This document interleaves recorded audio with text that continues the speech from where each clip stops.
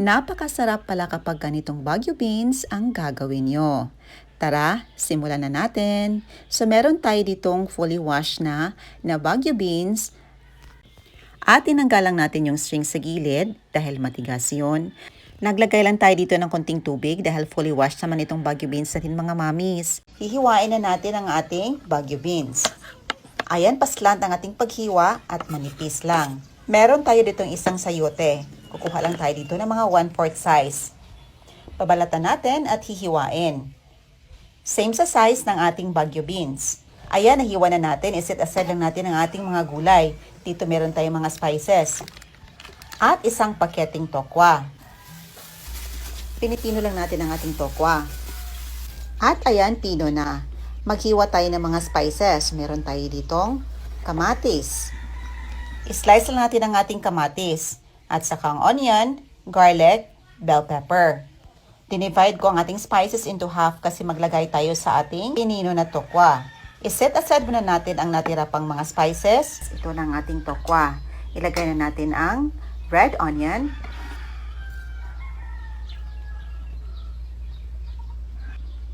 garlic, at saka red bell pepper. Naglagay din tayo ng ground pepper na ginagamitan natin ng salt pepper grinder para may kick of spiciness naman. So nag-add din tayo ng ground pepper at saka paprika.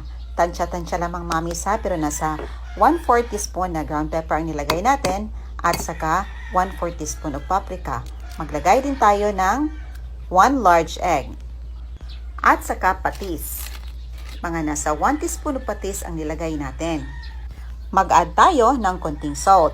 At para pang bind, maglagay tayo ng breadcrumbs. Nasa 1/4 to 1/2 cup ang nilagay natin. Gumamit tayo ng 2 to 3 tablespoon of cornstarch. At naglagay din tayo ng mga 1/4 cup of spring onions.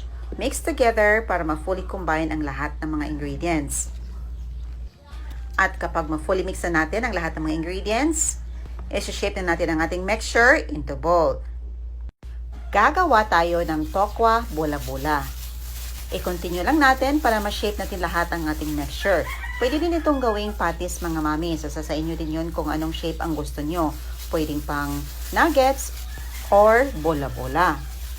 At ito na sa 165 grams, medyo madami-daming bola-bola ang nagawa natin. Ready na natin ang ating paglulutuan. Sa isang lagayan, naglagay lang tayo ng oil, papainitin natin. Check natin kung mainit na, maglagay tayo ng salt.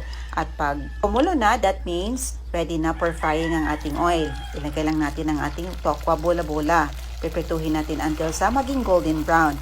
Huwag natin i-crowd ang ating pinagprituhan para madaling maluto ang ating bola-bola. And after a few minutes, ito na, naging golden brown na. I-flip natin and hahanguin natin. At sa ating pinagprituhan, kumuha lang ako ng konting oil. Kinisa ko ang onion. Isunod din natin ang garlic. Kisayan na natin ang bahagya hanggang sa maging transparent ang ating onion. At isunod na natin ang bell pepper at saka ang tomato. Saute until tomato is softened. Ayan, ready na. So ilagay na natin ang ating sayote. At saka ang Baguio beans. Maglagay lang tayo ng konting water. Takpan natin until na maluto ang sayote at Baguio beans. At habang naghihintay tayo na maluto ang sayote at saka Baguio beans, gagawa muna tayo ng slurry mixture. Sa isang bowl, maglagay tayo ng water, soy sauce, at saka brown sugar at cornstarch. Mix together until ma-fully incorporate ang lahat ng mga ingredients. Tansya-tansya lang mga mamis ha ang paggawa ng slurry. I-adjust nyo lang ang taste according to your preferences. At iniano natin ating slurry mixture at saka ang ating tokwa bola-bola.